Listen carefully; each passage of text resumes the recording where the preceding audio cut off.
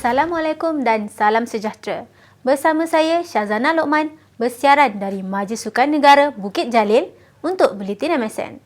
Kita mulakan buletin dengan rangkuman berita sepanjang minggu ini. Jom saksikan. Malaysia muncul pasukan keempat terbaik Asia pada kejohanan Tamping Bowling Remaja Asia kali ke-21 yang telah berlangsung di Bangkok, Thailand pada 4 hingga 12 Julai. Skuad muda negara yang dibarisi samai 4 orang atlet, lelaki dan wanita itu berjaya memperolehi 1 pingat emas, 3 perak dan 3 gangsa. Pingat emas negara disumbang oleh Anis Nabilah Muhammad Nizam dan Anis Hanani Romzi dalam acara berugu wanita. Sebanyak 17 negara telah mengambil bahagian pada kejohanan kali ini. Program pembangunan hoki negara yang bernaung di bawah cawangan program khas Majlis Sukan Negara kini giat menganjurkan kejohanan remaja peringkat negeri di seluruh semenanjung Malaysia. Antara negeri yang terlibat menganjurkan kejohanan tersebut yang diadakan pada 8 dan 9 Julai termasuklah Terengganu, Pulau Pinang dan wilayah persekutuan. Berdasarkan penyertaan yang menggalakkan dari pasukan sekolah-sekolah seluruh negara, membuka ruang yang lebih besar kepada NHDP sendiri untuk memilih bakat-bakat baharu sukan hoki negara. Duli Yang Teramat Mulia Tuanku Syed Faizuddin Putra, Ibni Tuanku Syed Sirajuddin Jamalullai, Pemangku Raja Perlis dan Duli Yang Teramat Mulia Tuanku Hajjah Lailatul Syahrin Akashah Khalil, Raja Puan Muda Perlis berkenan berangkat ke Majlis Perasmian Liga Baseball Kebangsaan 2023 pada 9 Julai. Kejohanan edisi sulung ini menyaksikan penyertaan 8 negeri yang terdiri daripada pasukan dari Johor, Melaka, Negeri Sembilan, Putrajaya, Selangor, Kuala Lumpur, Perak dan Perlis bertempat di Padang Baseball Universiti Putra Malaysia Serdang, Selangor. Turut hadir ke majlis perasmian tersebut YB Hana Yo, Menteri Belia dan Sukan, yang berbahagia Datuk Ahmad Syafawi Ismail, Ketua Pengarah Majlis Sukan Negara, dan yang berusaha Encik Suhardi alias Timbalan Ketua Pengarah Sektor Pembangunan Sukan Majlis Sukan Negara. Dalam pada itu telah berlangsung satu bengkel penggerak para 2023 yang diadakan di Hotel Tenera Bangi, Selangor. Bengkel yang dijalankan pada 11 hingga 13 Julai 2023 telah dihadiri 130 peserta yang terdiri daripada 88 orang penggerak serta wakil-wakil dari Jabatan Belia dan Sukan Negeri dan Persatuan Sukan Kebangsaan. Antara tujuan bengkel ini diadakan bagi memperkasakan program penggerak negeri dan bakat para secara keseluruhannya. Pada masa yang sama, satu garis panduan lengkap telah digubal bagi pelaksanaan program yang merangkumi segala aspek seperti pelantikan jurulatih, penggerak, penubuhan pusat latihan, pemantauan dan aktiviti seperti sirkit, karnival dan bakat. Selain membawa peranan sebagai penaja utama program atlet para, Alians Malaysia Berhad melangkah setapak ke hadapan menjalin kerjasama bersama Majlis Sukan Negara dan Yayasan Kebajikan Atlet Kebangsaan bagi tujuan pendidikan kepada atlet berkaitan kejayaan selepas sukan, kebajikan dan memperkasakan kemahiran melalui program Alliance Move Forward. Carnival Move Forward kali ini yang menjadi sebahagian daripada aktiviti program Alliance diadakan bagi tujuan memberikan pendidikan kepada semua atlet membuat perancangan masa hadapan selepas menamatkan karier. Ini merupakan program Move Forward daripada Alliance ni. Niat nak nawai tu senang je. So kita nak memberikan bukan sahaja setakat sumbangan financial ataupun keuangan dari segi keuangan saja, tapi program ni adalah untuk memudahkan transition daripada atlet bila dah bersara, macam mana, apakah program untuk dia orang ataupun skill set ataupun soft skill set yang diperlukan oleh para atlet kami lah. So itulah dari segi sumbangan daripada Alliance ni, bukan setakat sumbangan kewangan saja, bukan nak buat branding, nak letak branding Alliance merata-rata, bukan tu saja. Karnival sehari ini diisi dengan pelbagai aktiviti termasuklah sesi penerangan kerjaya, kuis Alliance, petting zoo dan cabutan nama bertuah. Tapi Move Forward ni bukan untuk para saja. Para anybody, any ex-athlete Semua sebab Yakib kan, kita kerja dengan Yakib. Maknanya bekas atlet, current atlet, semua boleh datang join kita punya program yang ni. Ya. Universiti Tun Abdul Razak atau Uni Razak merupakan antara IPTS yang diiktiraf mempunyai kualiti pembelajaran terbaik negara. Dengan penarafan 5 bintang dari Kementerian Pendidikan Tinggi Malaysia, Uni Razak kini tampil menawarkan pakej pendidikan buat atlet, jurulatih serta pegawai Majlis Sukan Negara menerusi satu perjanjian yang dimeterai pada 11 Julai. Perjanjian persefahaman antara Majlis Sukan Negara dan Uni Razak adalah kerjasama bagi membolehkan warga sukan meneruskan pengajian di peringkat tertinggi. Our university now is not just on weekdays but also busy on weekends.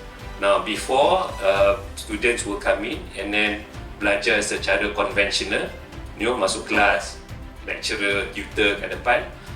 Now we, especially since COVID, our online platform has grown tremendously. Now that is important because they provide that flexibility, especially for working adults, and I think it's also sesuai untuk athletes, because you don't have to sort of like be limited to a certain time.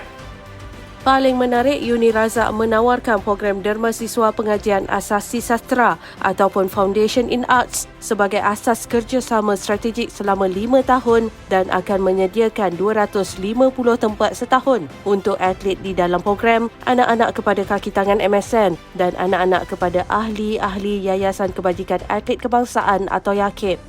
Pada sesi menandatangani dokumen, MSN diwakili Ketua Pengarah yang berbahagia Datuk Ahmad Syapawi Ismail dan Encik Suhardi Alias, manakala Uni Razak diwakili Ketua Pegawai Eksekutif Encik Amil Izham Hamzah dan Encik Muhammad Fairuz Muhammad Nur.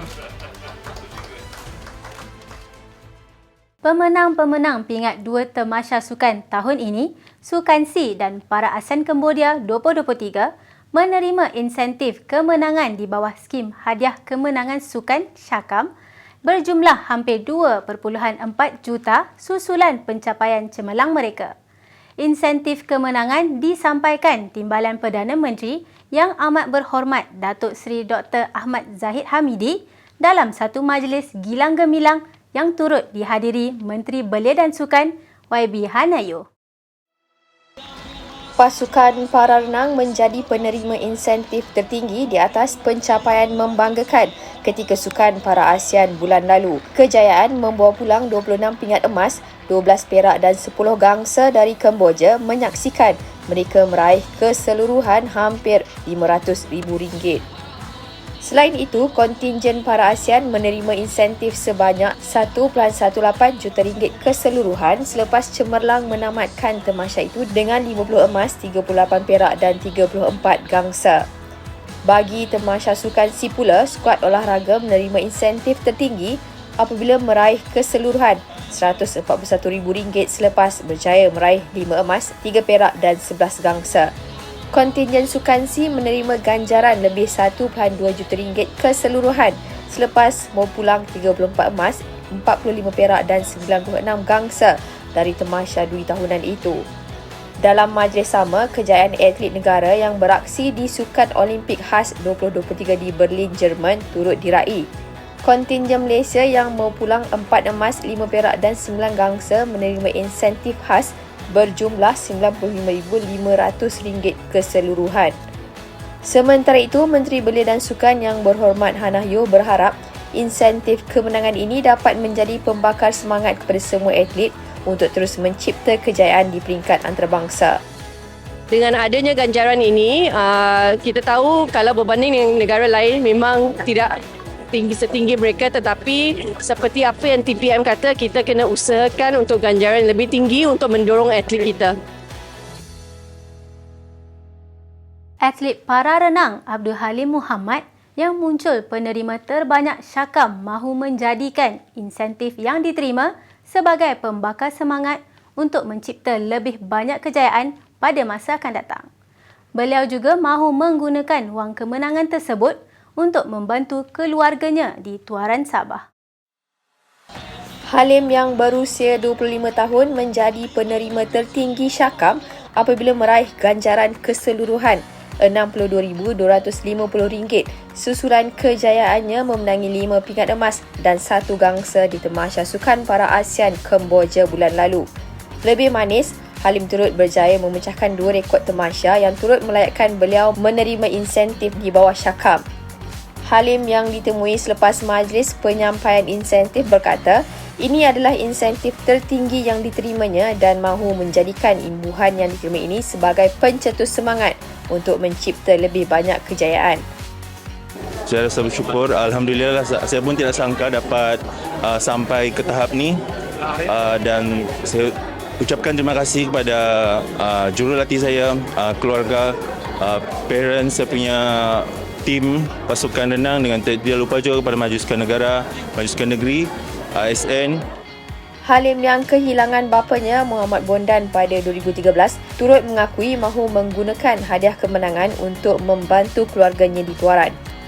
Saya ada seorang adik yang masih di sekolah dan saya menjaga seorang mak saya di kampung lah untuk menyara keluarga. Tambah Halim, beliau selepas ini akan meneruskan persiapan untuk kejohanan para renang dunia di Manchester, England hujung bulan ini, diikuti Sukan Para Asia di Hangzhou, China Oktober depan. Laporan tadi mengakhiri buletin edisi kali ini. Sebelum berpisah, mari kita saksikan minggu ini dalam sejarah sukan negara. Sehingga kita berjumpa lagi di edisi akan datang.